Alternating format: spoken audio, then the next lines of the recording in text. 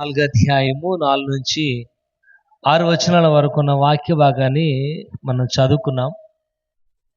ఇక వాక్య భాగంలో రాయబడుచుంది ఒక్కటే ఒక్కటే ఒక్కటే అని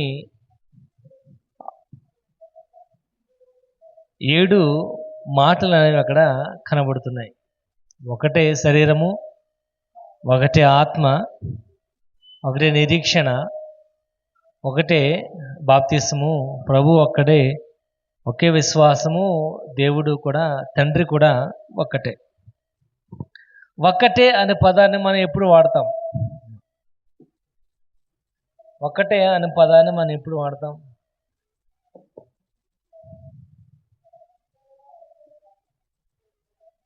అలా వాడరా మీరు? ఒక్కటే అనే పదాన్ని ఎప్పుడు వాడతాం? బాధ వచ్చినప్పుడు. ఒక్కటే అనే పదాన్ని ఎప్పుడు వాడతాం? నువ్వు నేను అమ్మా, నువ్వు నేను ఒక్కటే, మీరు నేను ఒక్కటే అంటే ఏంటి? రెండు వ్యక్తులు ఒకే మాట, ఒకే భావం, ఒకే ఉద్దేశం, ఒకే ఆలోచన కలిగినప్పుడు మనం అంటాం నువ్వు నేను ఒకటి, నీ మాట నా మాట ఒకటి అమ్మా అనమా? ఉదయం లేచిన కాడ నుంచి 3 సార్లు అంటాం నువ్వు ఏమన్నావో నేను అదే అందాం అనుకున్నాను అని. నీ మాట నా మాట ఒకటే. ఎప్పుడు అవుతుంది నీ మాట నా మాట ఒకటి? నీ మాట నా మాట ఒకటి ఎప్పుడు అవుతుంది? మన ఇద్దరి ఆలోచనలు, మన ఇద్దరి యొక్క ఉద్దేశములు, నేను అనుకున్న మాట, నేను అనుకున్న నా మనసులో ఉన్న యొక్క మాట, నీ మాట ఒకటైనప్పుడు మనం అంటాం నువ్వు నేను ఒకటే, నువ్వు నేను. ఇక్కడ రాయబడుచుంది 7 మాటలు అక్కడ కనబడుచున్నాయి. ఒకటే శరీరం, ఒకటే ఆత్మ, ఒకటే నిరీక్షణ, ప్రభు ఒక్కడే, విశ్వాసం ఒకటే, బాప్తిసం ఒకటే, తండ్రి కూడా ఒక్కటే. There is no second. ఇంకా రెండొక ఉద్దేశం అనేది లేదు. ఒక్కటే ఒకటి. ఎప్పుడంటే ఐక్యతగా ఉన్నప్పుడు. ఐక్యతగా ఉన్నప్పుడు. కాబట్టి యూనిటీ అనగానే మన అర్థమైంది ఏంటి? బీయింగ్ ఆన్ మైండ్, ఒకే ఆలోచన కలగటం ఏంటంటే యూనిటీ. ఒకే ఆలోచన కలగటం ఏంటంటే ఐక్యత. కానీ ఐక్యత బైబిల్లో చూస్తున్నట్లయితే 6 సార్లు రాయబడింది ఐక్యత గురించి. ఈ ఐక్యత దేవుని యొక్క దృష్టిలో చాలా ప్రత్యేకమైనదిగా, చాలా ప్రాముఖ్యమైనదిగా బైబిల్ గ్రంథం అనేది ఐక్యత గురించి తెలియజేస్తుంది. ఈ ఐక్యత ఏంటంటే ఎవరైనప్పటికీ, దేనితో అయినా మనం కలిసి ఉన్నామంటే ఐక్యత. ఎవరైనప్పటికీ. అందుకే November 14th మనం సెలబ్రేషన్ చేసుకుంటాం. ఏంటది? Children's day. ఎవరు పుట్టినరోజు? నెహ్రూ గారి యొక్క పుట్టినరోజు. ఆయన అన్న ఒక మాట, భిన్నత్వంలో ఏకత్వం. అంటే మన ఇండియా, భారతదేశం అనేది భిన్నత్వంలో ఏకత్వం కలిగినది. ఎందుకంటే అనేక మతాలు ఉన్నాయి, అనేకమైన విశ్వాసాలు ఉన్నాయి, అనేకమైన నమ్మకాలు ఉన్నాయి, అనేక రకాలైన సంస్కృతి ఉంది, కల్చర్ ఉంది, నాగరికత ఉంది. ఎన్ని ఉన్నప్పటికీ ఇదంతా కూడా ఒకటే, అది ఇండియా. భిన్నత్వంలో ఏకత్వం. కాబట్టి మనము కూడా దేవుని యొక్క ఉద్దేశ ప్రకారం మనం ఆలోచన చేసినట్లయితే రకరకాల మనుషులము, రకరకాల ఆలోచనలు, రకరకాలైన ఇబ్బందులు మొన్న ఉన్నప్పటికీ మనందరం కూడా ఒకటే అని రాయబడుతుంది. అందుకే ఆ మాట చదివించాను మీకు. శరీరం ఒకటే, ఆత్మ ఒకటే, నిరీక్షణ ఒకటే, విశ్వాసం ఒకటే, ప్రభు ఒక్కడే, బాప్తిసం ఒక్కటే, తండ్రి కూడా ఒక్కడే. There is no second option. మన యొక్క జీవితంలో రెండో ఒక ఆప్షన్ అనేది లేదు. ఒక్కటే ఒకటి. అదేంటంటే ఐక్యత అని రాయబడుతుంది. అక్కడ బైబిల్లో ఈ ఐక్యత గురించి 6 సార్లు అనేది రాయబడి ఉంది. ఈ దినం మనం నేర్చుకుందాం ఐక్యత యొక్క ప్రాముఖ్యత ఏంటి, ఐక్యత అంటే ఏంటో నేర్చుకుందాం. ఎందుకంటే మనం 2025 సంవత్సరంలో ఉన్నాం. 2025 సంవత్సరంలో మనం ఎటువంటి వారంగా ఉన్నప్పటికీ, ఏ రకాలైన ఆలోచనలు కలిగిన వారైనప్పటికీ, మనము దేవుని యొక్క బిడ్డలుగా, దేవుని యొక్క గుర్తింపు కలిగిన వారిగా మనం ఉన్నాం కనుక ఆయన ఉద్దేశంలో నుంచి వచ్చిన మాటని ఈ ఐక్యత, మనం అటువంటి యొక్క ఐక్యత కలిగిన వారిగా ఉండాలి. నేను నేర్చుకుందాం ఏ రకమైన ఐక్యత మనం కలిగిన వారిగా ఉండాలో. ముందుగా కీర్తన భాగము, ఐక్యతకు ప్రాముఖ్యమైన ఒక వచనం మనకుంది. 133వ కీర్తన, 133వ కీర్తన 1వ వచనం. సహోదరుల ఐక్యత కలిగి ఉండుట ఎంతో మేలు, ఎంతో మనోహరం. ఇక్కడ మొదటిగా రాయబడుచుంది టుగెదర్ ఇన్ యూనిటీ. ఐక్యతతో కలిసి ఉండాలి మనం మొదటగా. అందుకే అంటున్నాడు ఒకే ఒక ఐక్యత, అదేంటంటే టుగెదర్ ఇన్ యూనిటీ. ఐక్యతతో మనం కలిసిమెలిసి ఉండాలి. కలిసిమెలిసి ఉండాలి అంటే ఏంటి? కలిసిమెలిసి ఉండడం అంటే ఏంటి? ఒకే మాట, ఒకే ఉద్దేశము, ఒకే తలంపు. నేను ఏదైతే అనుకుంటున్నానో అదే ఆలోచన నీలో కూడా కలగటమే కలిసిమెలిసి ఉండటం. కానీ ఇక్కడ అంటున్నాడు సహోదరులు కలిసిమెలిసి ఉండుట ఎంతో మనోహరము, ఎంతో మంచిది. కానీ ఇక్కడ రాయబడుచుంది దేవుని ప్రజలుగా ఉన్న మనము ఐక్యత కలిగి ఉన్నామంటే అది మంచిదిగా రాయబడుచుంది. దేవుని యొక్క ఉద్దేశము రాయబడుచుంది, అది మనోహరమైనది. దేవుని సంకల్పము, దేవుని యొక్క ప్రణాళిక, దేవుని యొక్క ఆలోచన. కాబట్టి ఈ ఐక్యత మనం కలిగి ఉన్నామంటే అది చర్యలో కనబడేది ఐక్యత. మనం ఏదైతే ఐక్యత మనం కలిగి ఉన్నామో అంటున్నామో ఆ ఐక్యతను క్రియారూపంలో చూపించడమే ఐక్యత. కాబట్టి ఇక్కడ వాక్య భాగం రాయబడుచుంది సహోదరుల ఐక్యత కలిగి ఉండడం ఎంతో మేలు, ఎంతో మనోహరం. మనోహరం అంటే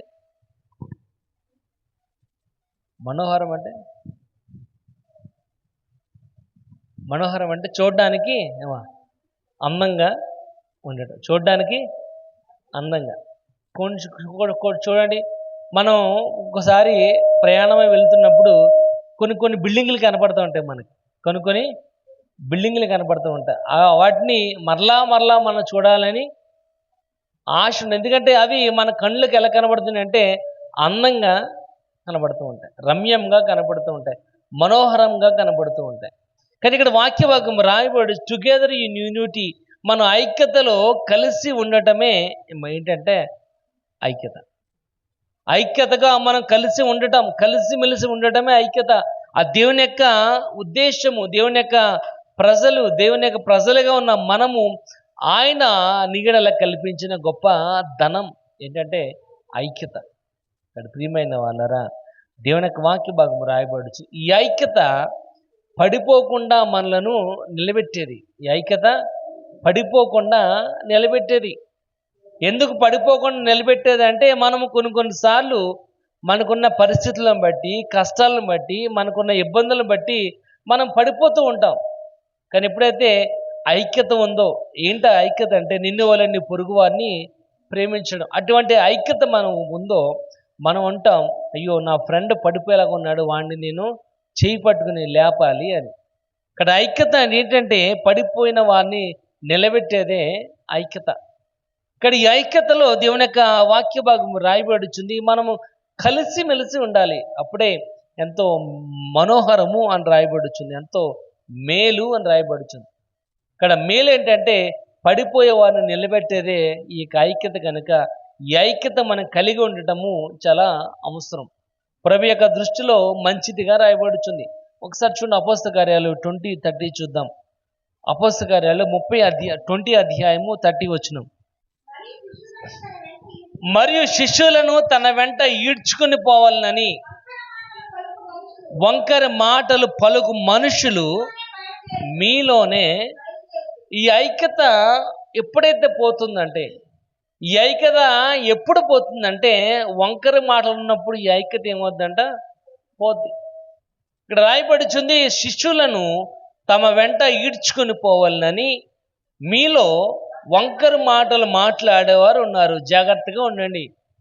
ఐక్యత ఎప్పుడు చెడిపోతుందంటే వంకర మాటలు విన్నప్పుడు. ఐక్యత ఎప్పుడు చెడిపోతుంది? వంకర మాటలు విన్నప్పుడు. ఇప్పుడు చూడండి, ఇద్దరు వ్యక్తులు మాట్లాడుకుంటారు, ఎప్పుడు వేరే వ్యక్తి గురించి మాట్లాడుకున్నప్పుడు ఈ వంకర మాటలు వాళ్ళు తెలిసినప్పుడు వాళ్ళు ఉన్న యూనిటీ అనేది దెబ్బతింటుంది.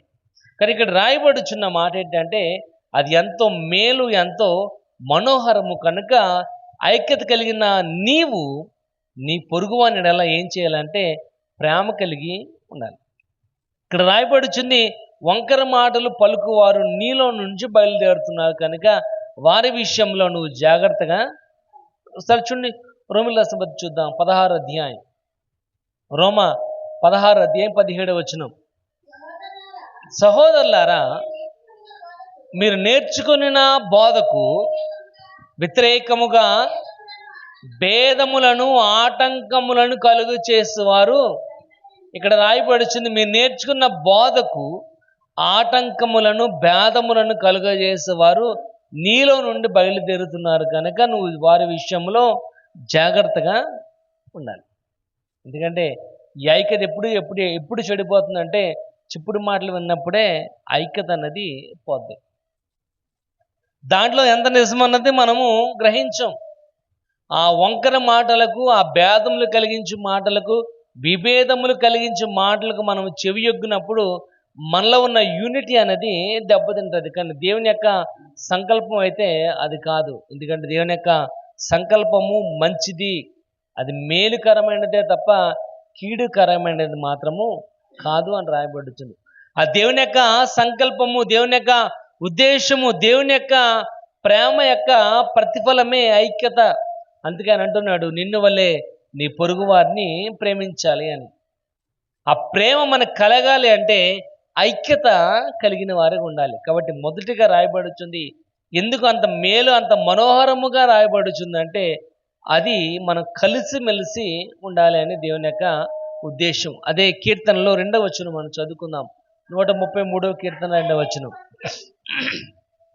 అది తల మీద పోయబడి అహరోను గడ్డం మీదుగా కారి తన అంగీల అంచు వరకు దిగజారిన పరిమళ తైలము వంటిది. యూనిటీ అనేది ఇక్కడ రాయబడుతుంది, పరిమళ తైలముతో పోల్చాడు. అంటే అది ఒక బ్యాడ్ స్మెల్ అయితే కాదు. యూనిటీ అనేది, ఐక్యత అనేది ఒక చెడ్డ వాసన అయితే కాదు. చెడు వాసన అయితే కాదు. అది రాయబడుచుంది, అది పరిమళ తైలము, సువాసన వెదజల్లేది. ఎందుకంటే అది ఒక యాజకుడిని అభిషేకం చేసే ఒక ఆయిల్తో పోలుస్తున్నాడు ఐక్యతను. కానీ దేవుని యొక్క దృష్టిలో ఐక్యత అనేది చాలా ప్రాముఖ్యమైనది. ఎందుకంటే ఒక వ్యక్తిని యాజకుడిగా అభిషేకించాలంటే అతని తల మీద అభిషేక తైలమును పోయాలి. నిర్గమాకాండము 30వ అధ్యాయం 22వ వచనం నుంచి మనం చూద్దాం. 22వ వచనం నుంచి నిర్గమాకాండం.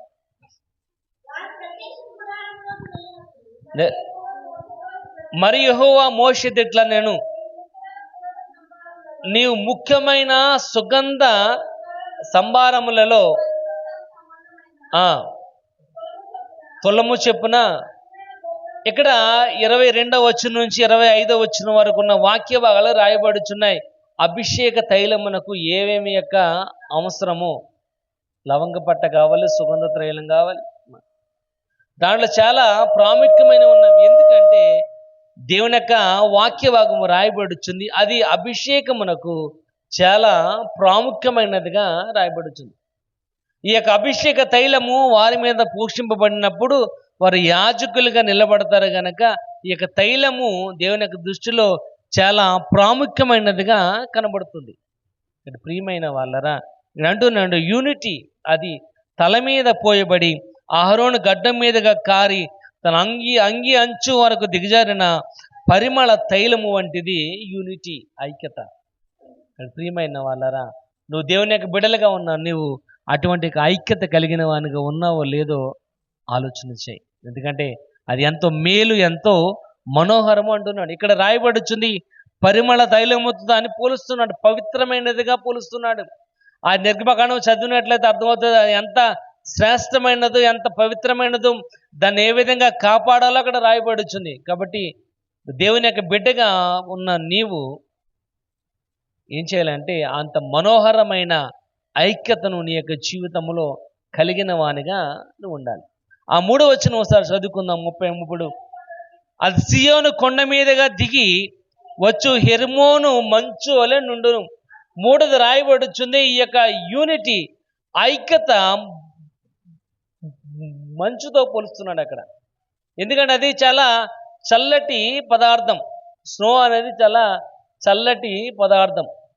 ఇక చూడండి, ఈ వేసవి కాలంలో ఎప్పుడైతే చల్లటి పానీయం ఎప్పుడైతే మనం తాగామో అది ఎలాగుంటుందంటే మన హృదయాన్ని సేద తీర్చినట్లుగా కనబడుతుంది.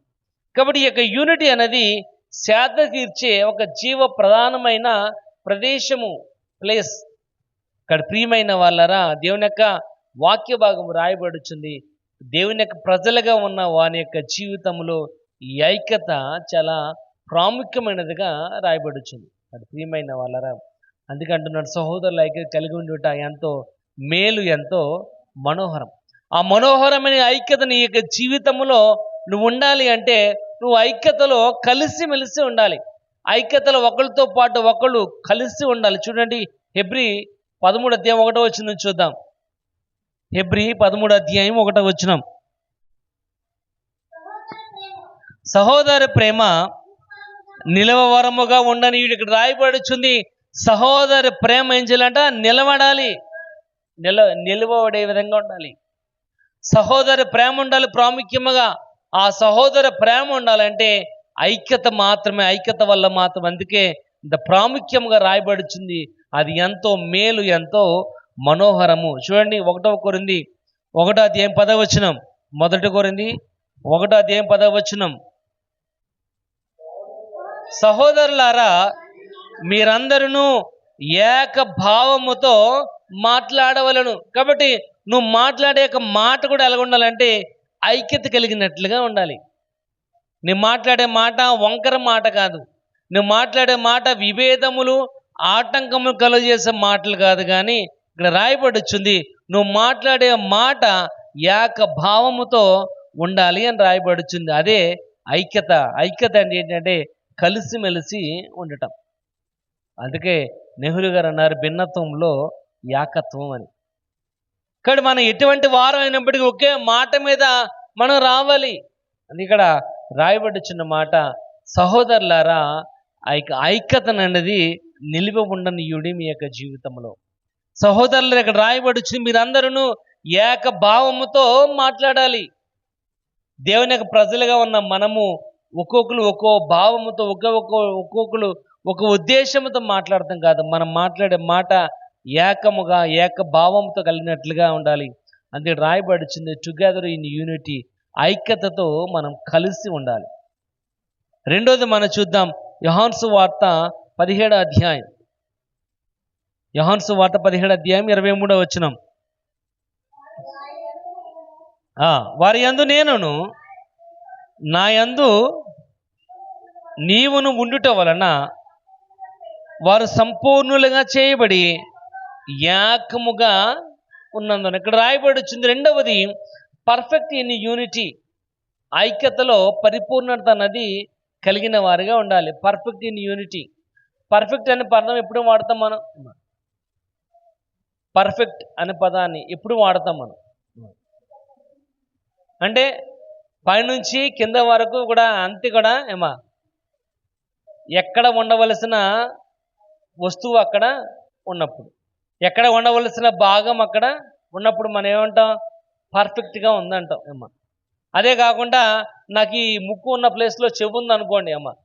ఈ ముక్కు ఉన్న ప్లేస్లో చెవు ఉంది అనుకోండి, మనం ఏమంటాం? పర్ఫెక్ట్గా ఉన్నానా అంటామా? అనమా? అను. ఎందుకంటే ముక్కు ఉన్న ప్లేస్లో ముక్కు ఉండాలి, చెవు ఉన్న ప్లేస్లో చెవు ఉండాలి. కాబట్టి ఎక్కడ వస్తువు అక్కడ ఉంటేనే ఏమంటాం? పర్ఫెక్ట్గా ఉంది అంటాం. ఇంట్లోకి రాగానే ఇల్లు చూడముచ్చటగా ఉందంటే ఏంటి? నా ఉద్దేశం ఏంటి? ఎక్కడ ఉండవలసిన వస్తువు అక్కడ ఉందని. కానీ కుర్చీ నిండా బట్టలు ఉండి, బల్ల నిండా బట్టలు ఉండి, ఎక్కడ శుభ్రం, ఎక్కడ చిరాకు ఉందనుకోండి, మనం పర్ఫెక్ట్గా ఉందన్న మాట అనం. ఇక్కడ రెండవది రాయబడుచుంది యూనిటీ. ఐక్యత అంటే ఏంటంటే పరిపూర్ణత, సంపూర్ణంగా పర్ఫెక్ట్గా ఉండాలి. ఇక్కడ రాయబడుచున్న మాట, వారి యందు నేనును, నా యందు నీవును ఉండుట వలన వారు సంపూర్ణులుగా చేయబడి ఏకముగా ఉన్నారు. వారు సంపూర్ణముగా చేయబడి ఏకముగా ఉన్నారు. ఇక్కడ ప్రియమైన వాళ్ళరా, దేవుని యొక్క వాక్య భాగం రాయబడుచుంది, మనం పర్ఫెక్ట్గా ఉండాలి. దేంట్లో అంటే ఐక్యతలో ఖచ్చితంగా ఉండాలి. ఐక్యతలో మనము సంపూర్ణంగా ఉండాలి. ఏ వస్తువు ఏ లోపము లేకుండా ఏ దోషము లేకుండా మనము కరెక్ట్గా ఉండాలి. అలా కాకుండా ఒక కాలు పొడుగు ఒక కాలు కురుసుగా ఉందనుకోండి, కాలు పొడుగు ఒక కాలు కురుసుగా ఉందనుకోండి, మనం పర్ఫెక్ట్ అన్న మాట అక్కడ వాడం. ఎందుకంటే అతనిలో ఏం కనపడుతుంది అంటే అంగవైకల్యం అనేది కనబడుతుంది. కాబట్టి మనం పర్ఫెక్ట్గా ఉండాలి అంటే చూడండి, ఫిలిప్పీయులకు రాసిన పత్రిక 1:27 చూద్దాం. ఫిలిప్పీ 1:27. ఫిలిప్పీ 1:27 చదువు.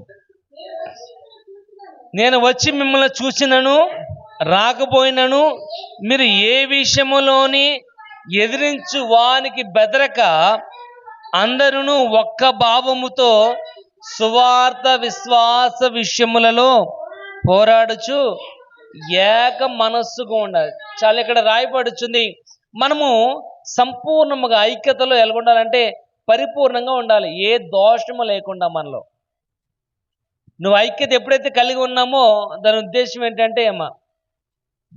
ఏంటంటే నేను ఎటువంటి వాడిని అయినప్పటికీ మన మధ్యన అండర్స్టాండింగ్ ఎప్పుడైతే ఉందో వారిలో ఈ ఐక్యత అనేది ఎన్ని యుగాలైనా ఎన్ని సంవత్సరాలైనా అది అలా కంటిన్యూ అవుతూనే ఉంటుంది. ఇప్పుడు అండర్స్టాండింగ్ ఉన్నప్పుడు ఇక్కడ వాక్య భాగము రాయబడుచుంది, ఎదిరించు వారికి బెదరక అందరూ ఒక్క భావముతో సువార్త విశ్వాస పక్షమున పోరాడుచు ఏక మనసు కలిగిన వారు ఉండాలి. సువార్త విషయంలో, మన విశ్వాస విషయంలో దాన్ని కోల్పోకుండా పోగొట్టుకోకుండా ఒకే భావముతో ఒకే ఉద్దేశముతో మనం ఉండవలసిన వారుగా ఉండాలి. అదే పరిపూర్ణత అని రాయబడుతుంది. అదే మన యొక్క జీవితంలో ఖచ్చితమైనదిగా ఉండగలం. ఒకసారి చూడండి, 1 కొరింథీ 12:12 చూద్దాం. 1 కొరింథీ 12:12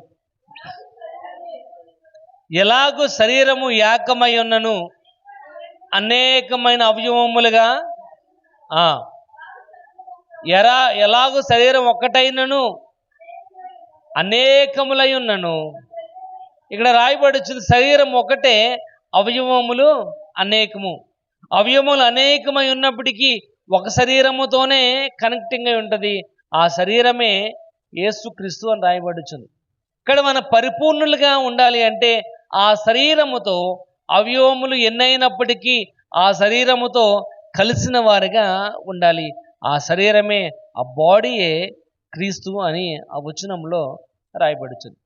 అంటే ఎన్ని అవయవములుగా ఉన్నప్పటికీ ఈ 5 ఏళ్ళు ఉన్నాయి కదా, చేతికి ఎన్ని ఉన్నాయి? ఈ 5 ఏళ్ళు ఉన్నాయి. ఈ 5 ఏళ్ళు కలిస్తేనే మనం ఆహారాన్ని తినగలం. ఈ ఆహారాన్ని తినడానికి నేను బొటనేలు ఒకటి ఉంటే చాలు అనుకుంటే కుదరదు. బొటనేలు ఉన్నది ఎందుకంటే ప్రతి వస్తువుని పట్టుకోవడానికి బొటనేలు అనేది అవసరం. బొటనేలు లేదనుకోండి ఏ వస్తువుని కూడా మనం సరిగ్గా క్యారీ చేయలేం. అలాగని చూపుడు వేలు ఇది ఓన్లీ పాయింట్అవుట్ చేయడానికి మాత్రం కాదు. ఈ ఏలు కానీ లేకపోయినట్లయితే మనం సరిగ్గా రాయలేం. ఇక్కడ ప్రియమైన వాళ్ళరా, మనం ఇక్కడ రాయబడుచుంది, అవయవములు ఎన్ని ఉన్నప్పటికీ బాడీ మాత్రం ఒకటే. మనం పర్ఫెక్ట్గా ఉండాలి అంటే ఆ బాడీ అనే క్రీస్తుతో మనం పరిపూర్ణంగా అటాచ్ అయ్యి ఉండాలి. ఆ బాడీ అనే క్రీస్తుకి మనము తోడై సహవాసం కలిగిన వారిగా ఉండాలి. ఇక్కడ రాయబడుచుంది, ఒకే భావముతో మనము ఏం చేయాలంట, ఏక మనస్సు కలిగిన వారుగా ఉండాలి. కాబట్టి శరీరం ఒకటే, అవయవములు అనేకము. కాబట్టి మనము అనేక మంది ఉన్నప్పటికీ మనలో యూనిటీ అనేది ఉండాలి అంటే మనం పరిపూర్ణంగా ఉండాలి. ఎప్పుడైతే మనం పరిపూర్ణంగా ఉన్నామో ఒకరితో ఒకరు మనము కలిసిమెలిసి ఉండగలం. అందుకే నినెవలని పొరుగు వారిని ప్రేమించండి. రాయల్లో యాకోబు పత్రికలో అంటున్నాడు, ఇదన్నిటికంటే చాలా ప్రాముఖ్యమైన ఆజ్ఞ ఏంటంటే నినెవలని పొరుగు వారిని ప్రేమించాలి అంటే నీలో ఏముండాలంటే ఐక్యత ఉండాలి. ఐక్యతే నీలో యూనిటీని తీసుకుని వస్తుంది. ఆ ఐక్యత నీలో పడిపోకుండా ఐక్యత నేను నిలబెట్టేదిగా కనబడుతుంది. కనుక రెండోది ఇక్కడ రాయబడుచుంది ఏంటంటే పరిపూర్ణముగా మనం ఐక్యతలో ఉండాలి. ఒకసారి చూడండి, కొలస్సీ 3:14 చూద్దాం. కొలస్సీ 3:14 ఇంకో మాట రాయబడుచుంది చూద్దాం. వీటన్నిటిపైన పరిపూర్ణతకు అనుబంధమైన ప్రేమను ధరించుకోవాలి. చాలండి. ఎందుకంటే వీటన్నిటికీ పరిపూర్ణమైన ఏంటంటే పరిపూర్ణమైన దానికి అనుబంధమైనది అంటే ఏంటి అమ్మా? పరిపూర్ణానికి దగ్గరగా ఉండే మరొక పదం ఏంటంటే ప్రేమ. కాబట్టి మనము దేవుని యొక్క సన్నిధిలో ఉన్నాం. మనము దేవుని యొక్క వాక్యానుసారమైన జీవిస్తున్న నీవు ఇక్కడ వాక్య భాగం రాయబడుచుంది. నువ్వు ఐక్యత కలిగి ఉండడం ఎంతో మేలు, ఎంతో మనోహరం. ఇక్కడ మనోహరమైన నీ యొక్క జీవితంలో నువ్వు కలిగి ఉండాలంటే ఒకటి కలిసిమెలిసి ఉండాలి.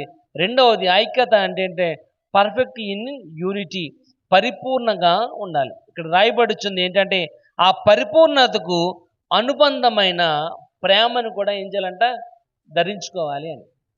అంటే మనం పర్ఫెక్ట్గా ఉండాలి అంటే మనలో ఏమి ఉండాలంటే ప్రేమ కూడా ఉండాలి. అందుకే నిన్నే వాళ్ళని పొరుగు వారిని ప్రేమించాలి. దాంట్లో ఐక్యత ఉంది, ప్రేమ కూడా ఉంది. ప్రియమైన వాళ్ళరా, రెండు దగ్గర రాయబడుచుంది. ఆ పరిపూర్ణకు అనుబంధమైనది ఏంటంటే ప్రేమ. దాన్ని తప్పనిసరిగా నువ్వు ధరించుకోవాలి. చూడండి, చిన్నపిల్లవాడు ఉన్నాడు అనుకోండి, వాడు స్కూల్లో జాయిన్ చేసామనగానే వాడు జాయిన్ చేయగానే స్కూల్లో మ్యాచర్ అంటాడు పాస్పోర్టో కావాలని. దేనికి? ఐడెంటిటీ కార్డుకి కావాలి. కాబట్టి వాడి మెళ్ళ ఒక తాడేసి వాడి మెళ్ళ వేస్తారు, అది ఐడెంటిటీ కార్డు. ఈ ఐడెంటిటీ కార్డు ఉండడం వల్ల బస్సు కూడా ఆపుతాడు, స్కూల్ బస్సు కూడా ఆపుతాడు. ఈ ఐడెంటిటీ కార్డు ఉండడం వల్ల వాడు క్లాసులో ఉంటాడు. ఈ ఐడెంటిటీ కార్డు ఉండడం వల్ల వాడు ఏ స్కూల్లో ఏం చదువుకుంటున్నాడో తెలుస్తుంది. వాడు పొద్దున్న లెగ్గానే ఐడి కార్డు ఎక్కడుందో నెతుకున్నాడు. ఎందుకంటే ఐడి కార్డు లేకుండా క్లాస్కి వెళితే మాత్రం ఫైన్ కట్టాలి. ఇంకో విషయం ఏంటంటే ఆ యొక్క క్యారీ బ్యాగ్కి కూడా ఆ క్యారేజ్కి కూడా ఒక ఐడెంటిటీ కార్డు ట్యాగ్ చేస్తాం. ఎందుకంటే ఆ బ్యాగ్ ఎవరితో కూడా తెలియడానికి కోసం. ఆడు తెలీదా? తెలుసు. ఎందుకంటే అది రూల్. ఎందుకంటే వాడు స్కూల్కి యూనిఫామ్లో వెళ్ళకపోయినా మెడలో మాత్రం కంపల్సరీగా ట్యాగ్ అనేది ఐడెంటిటీ కార్డు ఉండాలి. ఎందుకంటే అది వాడి యొక్క గుర్తింపు. దాన్ని వాడు భరించాలి, తప్పదు. అది ఇక్కడ రాయబడుచుంది. మన కూడా ఐక్యత కలిగిన వారిగా ఉండి, ఐక్యతతో కలిసిమెలిసి మనం ఉన్నప్పటికీ ఐక్యతలో పరిపూర్ణముగా మనం కొనసాగాలన్నా ఆ పరిపూర్ణతకు అనుసంధానమైనది, అనుబంధమైనది ప్రేమను కూడా మనము ధరించుకోవాలని రాయబడుచుంది. ప్రియమైన వాళ్ళరా, రెండవది పర్ఫెక్ట్ ఇన్ యూనిటీ, పరిపూర్ణతలో ఐక్యత కలిగిన వారిగా ఉండాలి. అది ఐక్యత ఎంతో మేలు, ఎంతో మనోహరము. అది అహరోను గడ్డ మీద జారి తన అంగీల కొనలను తడిసిన పరిమళ తైలముతో దాన్ని పోలుస్తున్నాడు, మంచుతో దాన్ని పోలుస్తున్నాడు. అంతటి శ్రేష్టమైన ఐక్యతను కలిగిన వారిగా ఉండాలి అంటే ఒకటి ఐక్యతలో కలిసిమెలిసి ఉండాలి, టుగెదర్ ఇన్ యూనిటీ. రెండోది రాయబడుచుంది, ఐక్యతలో నువ్వు కలిసిమెలిసి ఉండడం మాత్రం కాకుండా పర్ఫెక్ట్ ఇన్ యూనిటీ, ఐక్యతలో నువ్వు పరిపూర్ణముగా ఉండాలి. మూడోది చూద్దాం, ఎఫెసీయులకు రాసిన పత్రిక 4వ అధ్యాయం 3వ వచనం చూద్దాం. శరీరం ఒక్కటే, 4వ అధ్యాయం 3వ వచనం. మీరు పిలువబడిన పిలుపునకు తగినట్లుగా దీర్ఘశాంతముతో కూడిన సంపూర్ణ వినయముతోనూ సాత్వికముతోనూ నడుచుకొనవలెను. చాలండి. ఇక్కడ మూడోది రాయబడుచుంది, కీప్ ఇన్ యూనిటీ. కాబట్టి మనం ఐక్యత కలిగిన వారిగా ఉండటం అంటే దాన్ని ఏం చేయాలంటే మనము కనిపించాలి. Unity, keep in unity. ఆ ఐక్యతను ఏం చేయాలంటే మనం కొనసాగించాలి. ఇప్పుడు నాకు ఒక బండి ఉందనుకోండి అమ్మ, ఇప్పుడు నాకు ఒక బండి ఉంది నా దగ్గర. ఆ బండి మీకు ఎవరికి తెలియదు అమ్మ, మీకు ఎవరికి కూడా తెలియదు. ఇప్పుడు మీ అందరికీ ఆ బండి గురించి తెలియాలి అమ్మ. ఆ బండి గురించి తెలియాలి అంటే ఇప్పుడు నేనేం చేయాలి? ఆ బండి వేసిన ప్రతి వీధమ్మట కూడా నేను తిరగాలి, అంతేనా? ప్రతి వీధమ్మట తిరగాలి అమ్మ. లేచిన బండి మీద ఉండాలి, కూర్చున్న బండి మీద ఉండాలి. అప్పుడు ఏమవుతుంది? ఓహో, పాస్టర్ దగ్గర ఒక రకమైన బండి ఉందన్న విషయం మీకు ఏమవుతుంది? తెలుస్తుంది. కాబట్టి అలాగే ఇక్కడ రాయబడి నీలో ఐక్యత ఉందంటే ఐక్యత కార్యరూపంలో కనపడాలి. Keep in unity. ఇక్కడ రాయబడుతుంది అదేంటంటే మీరు పిలువబడిన పిలుపునకు తగినట్లుగా దీర్ఘశాంతముతో అంటున్నాడు. దీర్ఘశాంతం అంటే ఏంటి? దీర్ఘశాంతం అంటే ఏంటమ్మా? దీర్ఘశాంతం అంటే ఏంటి? శాంతి అంటే అమ్మా, శాంతి అంటే సమాధానం. దీర్ఘం అంటే అంటే దానికి ఆహారం ఇస్తాం కాదు దీర్ఘం అంటే. అంటే ఇప్పుడు గమ్మున నీ ముఖం మీద ఎవరు ఉమ్మేశారు అనుకోండి, నీ ముఖం మీద ఉమ్మేశారు కదా, అలా మనం ఒప్పుకుంటామా? అసలు మనం అప్పుడు ఏమనాలంటే అన్ఎక్స్పెక్టెడ్గా నీ నోట్లోంచి నా ముఖమే పడిందని మనం ఏం చేయాలంటే తుడిచేసుకోవాలి. దాన్ని దీర్ఘశాంతం అంటారు. ఏమంటారంట? దీర్ఘ శాంతం. అక్కడ ఇంకో మాట రాయబడి వచ్చింది, సంపూర్ణమైన వినయముతో అని. వినయానికి ఒక పదం కలిపాడు మళ్ళీ, సంపూర్ణం అని. వినయం అంటే ఏంటి అమ్మ? వినయం అంటే పెద్దలు ఎడల ఏం చేయాలంట? మర్యాదగా ఉండాలి. అంతే తప్ప ఆడెవడో కిలోమీటర్ దూరంలో ఉంటే మనం ఇక్కడ కాళ్ళుగా ఊపేస్తే అమ్మ అది వినయం కాదు, అతి వినయం. ఇక్కడ రాయబడి వచ్చింది సంపూర్ణ వినయం అంటే పెద్దల ఎడల గౌరవ మర్యాదలతో ఉండాలి, దేవుని ఎడల గౌరవ మర్యాదతో ఉండాలి, వినయం. మూడోది అక్కడ రాయబడి వచ్చింది సాత్వికముతో అని. అంటే ఏంటి? తగ్గించుకుని. నువ్వెంతటి గొప్పవాడు అయినప్పటికీ ఏం చేయాలంట? తగ్గించుకుని నువ్వేం చేయాలంట? సమాధానం కలిగిన వారికి ఉండాలి. ఇక్కడ రాయబడి వచ్చింది మూడవది కీప్ ఇన్ యూనిటీ, ఐక్యతతో మనము ఉండాలి. ఐక్యతలో ఉండాలి మనం. ఎందుకంటే ఇక్కడ రాయబడి వచ్చింది ఒకరితో ఒకరు సమాధానం కలిగి ఉండటమే ఐక్యత. ఇక్కడ ప్రియమైన వాళ్ళారా, ఇప్పుడు ప్రజెంట్ మనం ఉన్న పరిస్థితుల్లో చూసుకున్నట్లయితే ఒకరంటే ఒకరికి సమాధానం అనేది లేదు. ఈర్ష్య తప్ప, ద్వేషం తప్ప వేరొక ఆలోచన, వేరొక ఉద్దేశం అనేది లేదు. మనం అనుకుంటూ ఉంటాం వాళ్ళ ఇంట్లో 65 ఇంచ్ టీవీ ఉందంటే నా ఇంట్లో కూడా 65 ఇంచ్ టీవీ ఉండాలి. కానీ మన ఇల్లు గుడుసు ఆ గుడుసులో 65 ఇంచ్ టీవీ పెడితే మనం రోడ్డు బయట నుంచి చూడాలి తప్ప లోపలికి వెళ్తానికి ఉండదు. వాళ్ళ ఇంట్లో 6 మంచం ఉందంటే మన ఇంట్లో 6-7 మంచం ఉండాలి. కానీ అంత గది ఉందా నీకు? కానీ ఏంటంటే వాళ్ళకు ఉంది కాబట్టి మనకు కూడా ఇక్కడ రాయబడుచుంది సమాధానముతో. ఇక్కడ రాయబడుచున్న మాట అదేంటండి? దీర్ఘశాంతముతో కూడిన సంపూర్ణ వినయముతోను సాత్వికంతోను నువ్వు నడుచుకోవాలి. ఒకసారి చూడండి, రోమా చూద్దాం 12వ అధ్యాయము. రోమా 12వ అధ్యాయము 12వ అధ్యాయం 16 వచనం. రోమా, ఏడ్చువాడుతో ఏడువుడి అమ్మా, ఒకరితో ఒకడు మనసు కలిగి ఉండి, హెచ్చు వాటి అందు మనసు ఉంచక తక్కువ వాటి అందు ఆసక్తులై ఉండి మీకు మీరే బుద్ధిమంతులను అనుకోవద్దు. ఇక్కడ రాయబడుతుంది ఏడ్చు వారితో ఏడుబుడి అని. ఇప్పుడు నీకు యూనిటీ ఉందనుకోండి నీకు ఐక్యత ఉందనుకోండి, ఇప్పుడు ఐక్యత కార్యం రూపంలో కనబడాలి. అదే ఇక్కడ రాయబడుతుంది కీప్ ఇన్ యూనిటీ. ఐక్యత ఉన్నదంటే ఐక్యతను ఏం చేయాలి? కనబడాలి ఐక్యత. అదేంటి ఇక్కడ రాయబడుతుంది ఏడ్చు వారితో ఏడుబుడి అని. అంటే ఏంటి? వాళ్ళు ఎవరో ఏడుతుంటే కూర్చుని మనం కూడా వాళ్ళ పక్కకి వెళ్ళి కూర్చుని ఏడవడం కాదు. ఎందుకు ఏడుతున్నామమ్మా అంటే ఆవిడ ఏడుతుంది, నేను ఏడుతున్నాను. ఆవిడ ఎందుకు ఏడుతుంటే ఏమో నాకు తెలియదు. అది కాదు ఇక్కడ రాయబడుతుంది. ఎందుకంటే ఇక్కడ దేవుని యొక్క వాక్య భాగం రాయబడుతుంది సంతోషంగా ఉన్నవారి ఇంటికి వెళ్ళుట కంటే ప్రలాపించి ఇంటి వారి వెళ్ళుట మేలు. ఇక్కడ దుఃఖములో ఉన్న వారి ఇంటికి వెళ్ళి వారిని ఓదార్చడం. ఇక్కడ ఏడుస్తున్న వారితో ఏడవడం అంటే ఏంటంటే చూడండి, ఎవరైనా చనిపోయారు అనుకోండి, వాళ్ళు ఏడుస్తున్న ఏడుపుని చూసి మనకు ఆటోమేటిక్గా మన కళ్ళంట నీళ్ళు వచ్చేస్తాయి కళ్ళంట. అంటే మన హృదయం కూడా వారి హృదయంలాగా కరిగిపోయిందని అర్థం. ఇక్కడ రాయబడుచుంది నువ్వు ప్రలాపించు వారింటికి వెళ్ళాలి తప్ప సంతోషంగా ఉన్న వారి ఇంటికి వెళ్ళటము నువ్వు ఆలస్యమైనా వెళ్ళకపోయినా ప్రాబ్లం లేదు. కాబట్టి మనము వారిని ఆదరించే వారికి ఉండాలి. అదే యూనిటీ, అదే ఐక్యత, అది ఎంతో మేలు, ఎంతో మనోహరం అని రాయబడుచుంది. ఇక్కడ 2025 సంవత్సరములు ఎంతమంది 26 చూస్తారో గ్యారంటీ లేని లైఫ్ మంది. ఎంతమంది ఈ యొక్క 6 నెలలైనా గడుస్తాయి, 6 నెలలైనా ఉంటారో లేదో మనకి క్లారిటీ అనేది లేదు. దేవుని యొక్క వాక్య భాగం రాయబడి ఉన్నట్టి సమయం అయినా కూడా మనం ఏం చేయాలంటే ఐక్యత కలిగి ఐక్యతను కొనసాగించే వారిగా ఉండాలి. ఇక్కడ రాయబడుచుంది ఏడ్చే వారితో ఏడుబుడి, ఒకరితో ఒకడు మనసు కలిగి ఉండు అని రాయబడుచుంది. ఏంటంట? ఒకరితో ఒకడు ఏం చేయాలంట? మనసు కలిగి ఉండాలి. అంటే ఒకరితో ఒకటి ఎప్పుడు కూడా స్నేహంగా ఉండాలి. అదే ఉద్దేశం, అదే ఆలోచన ఉంది. ఇక్కడ రెండో మాట రాయబడుచుంది హెచ్చు వాటి అందు మనసు ఉంచక తగ్గు వాటి యందు ఆసక్తులే ఉండాలి. హెచ్చు వాటి యందు వాళ్ళకుంది మనకు ఉండాలి అనే హెచ్చు దానికంటే ఉన్న దాంట్లో మనం తృప్తిగా సాటిస్ఫాక్షన్గా ఉండాలి ఏమో. అయ్యో నాకు సైకిల్ ఏముంది, నా సైకిల్ ఏముంది, నా సైకిల్ ఏముంది ఏమో.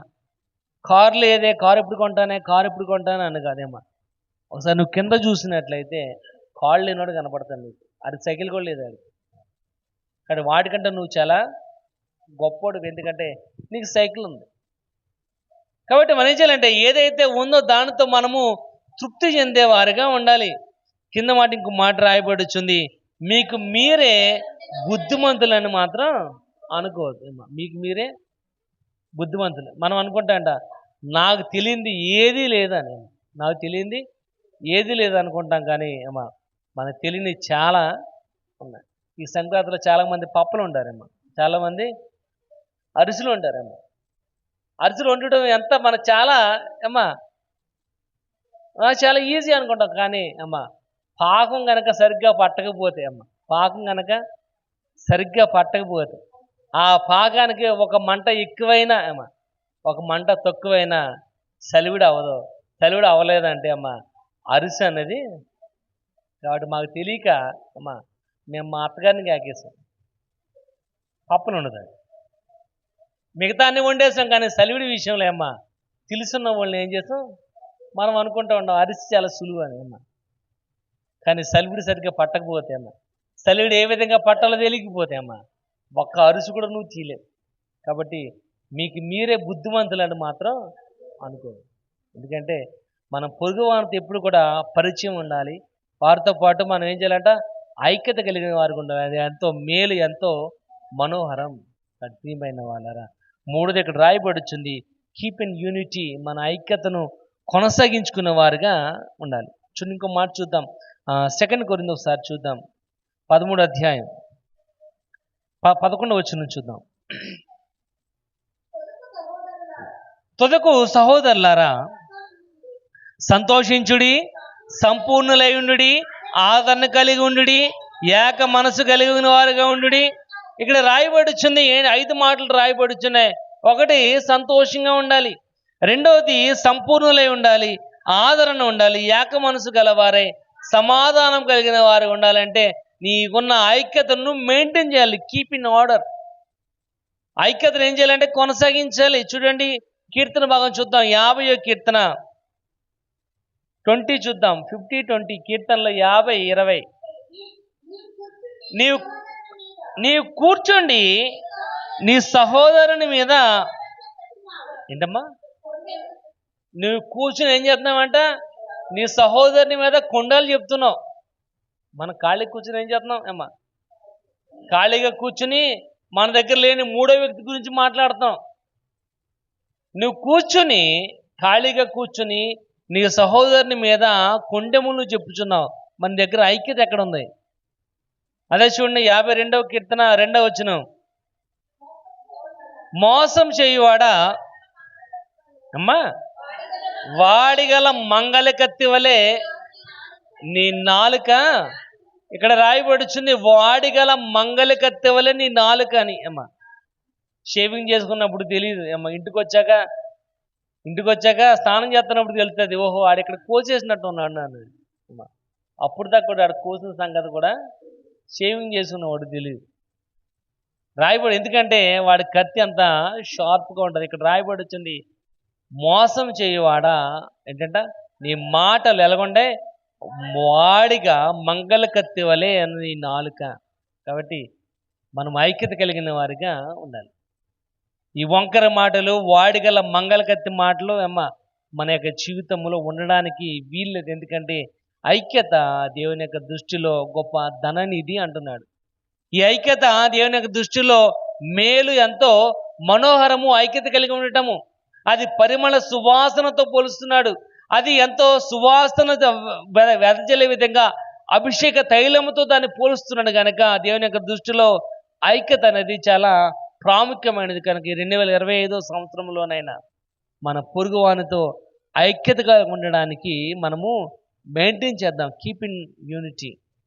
ఆఖరుగా చూద్దాం ఎఫెసీయులకు రాసిన పత్రిక ఎఫెసీ రాసిన పత్రిక 4వ అధ్యాయం 11వ వచనం. మనమందరము విశ్వాస విషయములలో దేవుని కుమారుని గూర్చిన జ్ఞాన విషయములోను ఏకత్వం పొంది సంపూర్ణమగు పురుషుల వరకు, అనగా క్రీస్తున కలిగిన, ఇక్కడ రాయబడుచుంది ఏంటంట, విశ్వాసములో మనము యూనిటీగా ఉండాలి. Unity in faith. విశ్వాసములో మనం ఏం చేయాలంట, ఐక్యత కలిగిన వారిగా ఉండాలి. ఎందుకు మన విశ్వాసములో ఐక్యత కలిగిన వారిగా ఉండాలి అంటే, అమ్మా, నీ పొరుగువాడి ఎడల నువ్వు ప్రేమ కలిగిన వాడిగా, నీ పొరుగువాడిని ఎడల నువ్వు పరిపూర్ణమైన ఐక్యత కలిగిన వారిగా నువ్వు ఉండాలి. నీ పొరుగువాడిని ప్రేమించాలి. అందుకే ఆయన కూడా, యేసుప్రభు కూడా అదే మాట చెప్తున్నాడు, నిన్ను వలె నీ పొరుగువాడిని ప్రేమించాలి అని. ఇక్కడ ఆయన అంటున్నాడు, పౌలు అంటున్నాడు చూడండి 11వ వచనములో, మనమందరము విశ్వాస విషయములలో దేవుని కుమారుని గురించిన జ్ఞాన విషయములోను ఏకత్వం పొందిన వారి గురించి, విశ్వాసం దానిలో మనము యూనిటీ కలిగిన వారిగా ఉండాలి. Faith in unity. మన యూనిటీ ఇన్ ఫెయిత్, విశ్వాస విషయములలో మనము ఐక్యత కలిగిన వారిగా ఉండాలి. ఎందుకంటే ఆధ్యాత్మిక పరిపక్వత మనం కలిగిన వారిగా ఉండాలి అంటే మన విశ్వాస విషయంలో ఐక్యత కలిగిన వారిగా ఉండాలి. ఎందుకంటే మన అనేకమైన అవయవములు అయినప్పటికీ శరీరం మాత్రము ఒకటే. మనం అనేక మంది ఇక్కడ కూర్చున్నప్పటికీ శరీరం మాత్రం ఒకటే, అది ప్రభువైన అయిన క్రీస్తు. ఆయనతో పాటు మన సహవాసంలో ఉన్నాము కనుక ఇక్కడ రాయబడుచుంది, మనం ఆధ్యాత్మికమైన పరిపక్వత కలిగిన వారిగా ఉండాలంటే విశ్వాస విషయములలో ఐక్యత కలిగిన వారిగా ఉండాలి అంటే చూడండి, హెబ్రీ రాసిన పత్రిక 6వ అధ్యాయము 1, 2 వచనాలు చూద్దాం. హెబ్రీ, కాబట్టి నిర్జీవమైన వాటిని విడిచిపెట్టి మారు మనసు పొందుటయు, దేవుని అందలి విశ్వాసమును బాప్తిస్మును, ఇక్కడ రాయబడుచుంది ఏంటంటే నిర్జీవమైన వాటిని విడిచిపెట్టాలి. ఏదైతే అనవసరమో దాన్ని ఏం చేయాలంట, విడిచిపెట్టాలి. మనం ఏం చేస్తామంటే ఏదైతే అనవసరమో దాన్నే పట్టుకుని వేలాడుతూ ఉంటాం. ఏదైతే అనవసరమో, అవసరమైన దాన్ని మనం పట్టుకోం. మన దగ్గర 1 డజన్ అట్టిపళ్ళు ఉన్నాయనుకోండి అట్టిపళ్ళు వెంటనే మాగిపోతూ ఉంటాయి. మనం ఏం చేస్తామంటే ఏదైతే ముందు మాగిపోతుందో దాన్ని తినేస్తాం. ఏదైతే త్వరగా రంగు వచ్చేస్తుందో, అవునా కదా? ఎందుకంటే బాగున్న దాన్ని తర్వాత తినొచ్చులే అనుకుంటాం. బాగున్న దాన్ని తర్వాత తినొచ్చులే అని ముందు మాగిపోయిన దాన్ని తినేస్తూ ఉంటాం. మాగిపోయిన దాన్ని తినేస్తాం వల్ల బాగున్నది కూడా మాగిపోయేదాకా తినం మనం. అర్థమైందా? ఇప్పుడు ఏం చేస్తామంటాం, ఆ బాగున్న దాన్ని తిన్నాం అనుకోండి, మాగిపోయిన దాన్ని పాడేసిన ప్రాబ్లం లేదు. కానీ మాగిపోయిన దాన్ని తినేసి బాగున్న దాన్ని మళ్ళా మాగబెట్టుకుని తింటాం మనం. ఇక్కడ రాయబడుతుంది, నిర్జీవమైన దానిని విడిచిపెట్టాలి.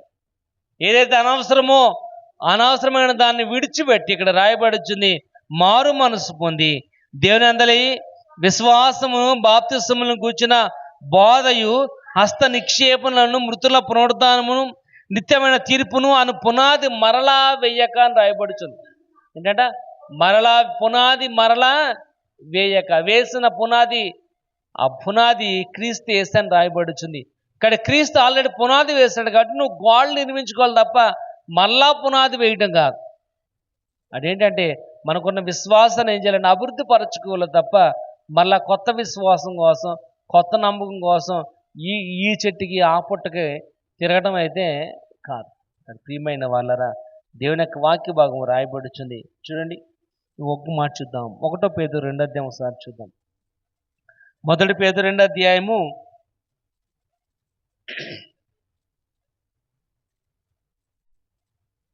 2వ వచనం. సమస్తమైన దుష్టత్వమును, సమస్తమైన కపటమును, వేషధారణను, అసూయను, సమస్త దూషణ మాటలను మాని కొత్తగా జన్మించిన శిశువులను పోలిన వారై నిర్మలమైన వాక్యమైన పాల వలన రక్షణ విషయంలో ఎదుగు నిమిత్తము ఆ పాలను అపేక్షించుడి. మనుషుల చేత విసర్జింపబడినను దేవుని దృష్టికి ఏర్పరచబడినదియు అమూల్యమును సజీవమైన రాయగు ప్రభువునొద్దకు వచ్చిన వారుగా ఉండాలి. ఇక్కడ రాయబడుచుంది, నీ విశ్వాసము విషయములలో ఐక్యత కలిగిన వారిగా ఉండాలి తప్ప ఇక్కడ రాయబడుచున్న మాట సమస్తమైన దూషణ మాటలను మాని కొత్తగా జన్మించిన శిశువును పోలిన వానిగా ఉండాలి. కొత్తగా జన్మించిన వాడికి మాటలు ఏం మాట్లాడాలో తెలియదు. అమ్మ అనే మాట కూడా రాదు అప్పుడే పుట్టినవాడికి. అప్పుడే పుట్టినవాడికి అమ్మ అన్న మాట రాదు, నాన్న అన్న మాట రాదు. ఏడుపు తప్ప వాడికి ఏం కూడా తెలియదు.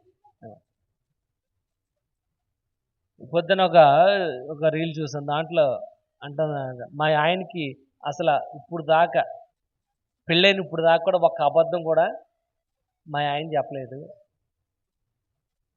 ఇంతకు నీ పేరేంటని అడిగితే మా ఆయన మోగోడు అన్న. మా ఆయన మరి మోగోడు మాటలు మాట్లాడతాడా? మనం కూడా ఎలాగ ఉండాలంటే అమ్మా మోగోన్లాగా ఉండాలి. ఎందుకంటే ఇక్కడ రాయబడుచుంది, సమస్తమైన దూషణ మాటలను మాని కొత్తగా జన్మించిన శిశువును పోలిన వానిగా ఉండి మనుషుల చేత విసర్జింపబడినను అని రాయబడుచుంది. మనుషుల చేత నువ్వు ద్వేషింపబడినప్పటికీ దేవుని దృష్టికి ఏర్పరచబడినదిగా, అమూల్యమైనదిగా, సజీవమైన రాయిగా నువ్వు స్టాండర్డ్గా ఉండాలి. అంటే విశ్వాస విషయంలో ఐక్యత కలిగిన వానిగా ఉండాలి.